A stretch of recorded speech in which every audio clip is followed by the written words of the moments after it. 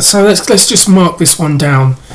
It is the 20th of March 2018. It is officially Iranian New Year.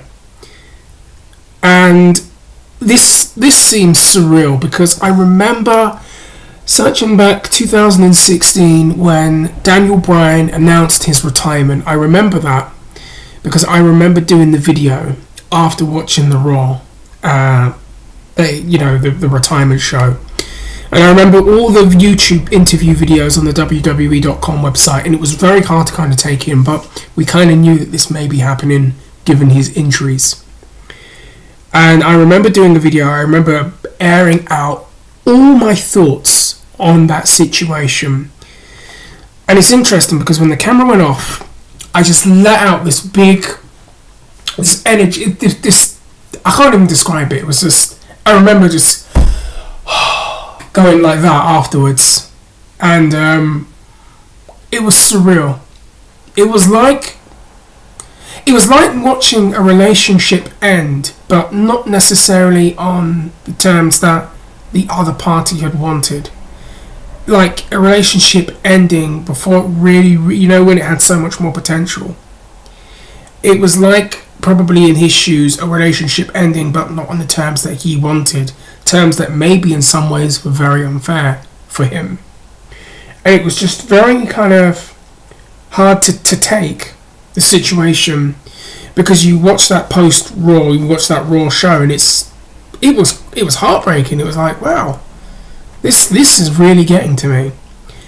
And it was very surreal seeing Bryan in this other role, on-screen role, commentating, which he was really good at, and obviously being a general manager on SmackDown.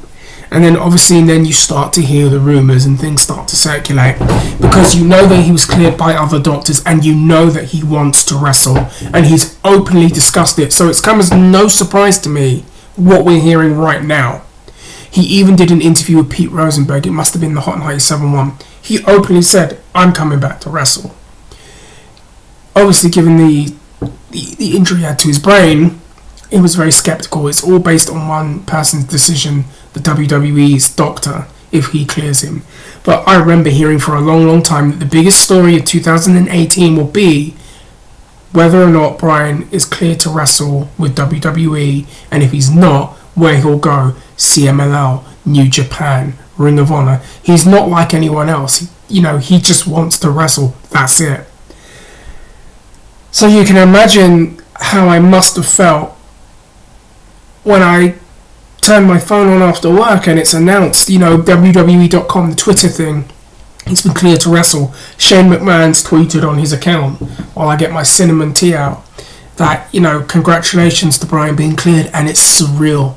It's not altogether surprising because we've all followed the story, but it's surreal, and you can see it in my demeanour here. It's surreal. It's absolutely just like, am I seeing this? Am I going to wake up and this didn't happen? And I've got to go back to work again on a Tuesday? Oh boy, I'm not doing that, by the way. But it's crazy. It's absolutely crazy. He's cleared to wrestle by the WWE doctor, the same doctor that wouldn't clear him. And now all these things are circling around in my head. It kind of reminds me of the time that you remember when Shawn Michaels retired back in 1998, right? And he had a bad back, and he retired, and then rumours started to circulate that he'd come back in 2001. In fact, there was even a issue of Raw magazine, which I've got somewhere in there, talking about him coming back. Then it never materialised. Then a year later he came back. It kind of reminds me of that same feeling where it's somewhere in the back of your mind, he's coming back, and it's crazy. It's really crazy. It's like, and now I'm thinking of all the matches and all the things that could happen. I think he's doing something with Shane McMahon if he's going to wrestle at Wrestlemania, and Kevin Owens and Sami Zayn. I think he's going to do something there. That would be a good start, I suppose. But we could see Daniel Bryan and AJ Styles. We could see Daniel Bryan and Finn Balor. We could see Daniel Bryan and Braun Strowman. We could see Daniel Bryan and Johnny Gargano down in NXT if he comes up to the main roster. We could see Daniel Bryan and Seth Rollins again. We could see Daniel Bryan and Roman Reigns again. We could see Daniel Bryan and Bobby Roode. Daniel Bryan and the new and improved and revitalized and rejuvenated Drew McIntyre. Daniel Bryan in EC3. And I have deliberately left one name out to the very, very end. Daniel Bryan and Shinsuke Nakamura. And this is like a whole new Camelot has opened up in my mind. This is crazy. This is crazy. I mean, wow. This is nuts. I mean, here's another one for you. Here's another scenario for you right now. We can see Daniel Bryan and Kurt Angle. That's not out of the realms of possibility right now, because they both can do matches. We could see Daniel Bryan and Kurt Angle. Think about that for a second. It may not be a one-on-one match. We may get it in a Survivor Series thing where they're captains on other sides and we see it there. But that could happen. What do they do with him? What's his role? Where does he go? Does he stay on SmackDown? Does he stay on Raw? Does SmackDown become the wrestling show? I'm happy for him. I'm happy for him because you know what? You can tell and you could see it from when he retired. He loved doing this so much. It broke his heart when he stopped. And it's like a story of a man that has fought and always believed no matter what life threw at him. He still stayed strong in his vision to get back there. And he's back. And there's a lesson in life to be learned from that. Regardless of how this goes, there's a lesson to be learned right now. And it's really making me think about something that happened to me a few months ago.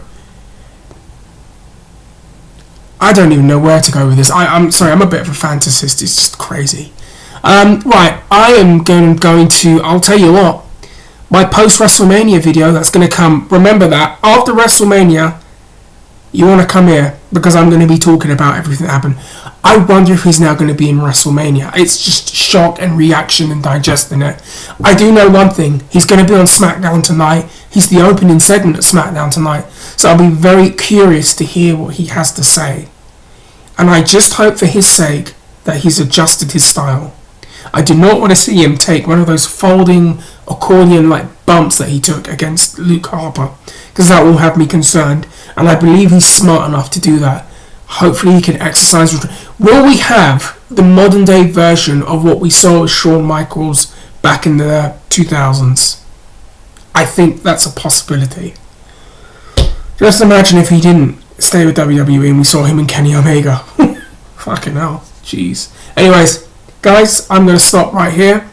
Let me know what you think. Let me know how you feel. Let me know what you want to say. And hit the like button, hit the subscribe, and we are rebuilding from the ground up, kids. Take care.